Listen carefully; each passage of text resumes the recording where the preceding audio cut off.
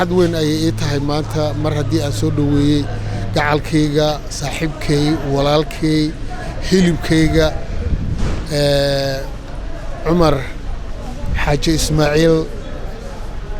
cumar haybad waa nin nagu weyn qabanqaabadan waxaan bilownay usbuuc ka hor isaguna waa daalan yahay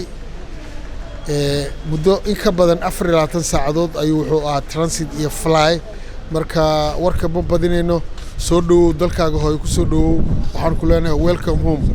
الرحمن الرحيم شرف bay ii tahay maanta inuu wax badan oo aan sugaynay oo aan dhereersanay maqnaashiinsa nasiib inaan u yeelanay inaan soo dhaweyno walaalkeen fanaan ustaad aqoon-yahan Cumar Xaaji Ismaaciil Cumar Haybad oo muddo dheer runtii naga maqnaa oo waxbarasho u maqnaa oo runtii wax noo soo siyaadiyay aad baan ugu faraxsanahay fanaaniinta Soomaaliyeed saxafiyiinta Soomaaliyeed qorayaasha Soomaaliyeed aad bay ugu mahadsan yihiin arinta ugu faraxsan yihiin runtii Cumar waa hal abuur fanaan kaliya ma aha heesaa kaliya ma aha xamiista kaliya ma waa hal abuur waa aqoon-yahan aad iyo aad Cumar ku soo dhawow annagu ku jecel aad baa u mahadsantihiin dadka ka soo qayb galay maanta oo waliba jidadku ciriiriya waqti badan siiyey kuwii soo haleeli waayay oo ay u suuroobi weydeen sidoo kale waxaan leenahay waad gudateen waajibkiina waa mahadsantiin waxaanu halkan ku soo dhaweynaynaa walaalkeen Cumar Haybe oo wax badan nooga maqnaa dalka dibadiisa annagoo ah hobaladii waa bari gaar ahaan musiciankii mu'allifiintii heesaagii dhammaanteen intii ka soo qayb gashay oo markaas u suurta gashay inay yimaadaan ilaahay baa mahad u sugnaatay walaal waxaan ku leenahay ku soo dhowow dalkaagii hooyo balyeynaya Cumar Haybe walaalkeen waxaan leenahay soo dhowow ku soo dhowow wadankaaga hooyo buddan ku sugaynay waxaan leenahay soo dhowow Cumar ku sugaynay Cumar soo dhowow Cumar Haybe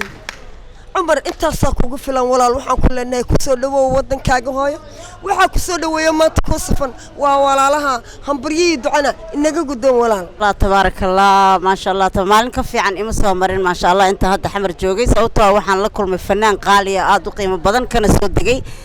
airportkeena ma sha Allah tabarakallah annagoo badan baan soo dhaweynay walaalkay qaali wax badan baan sugaynay aad iyo aad ayaan ugu mahad celinayaa waan ku faraxsanahay soo dhaweyntiisa imaadkiisa sidaas ka sii wanaagsan oo weyn baan jecelnahay inaan wada fariisano wax wada duubna insha Allah ku soo dhawow dalkaaga hooyo aad baan ku salaamayaa walaalkay qaali هسيه عمر وحن ليه مر لبادي مر سدحات بكسر دو دلك هاجهويو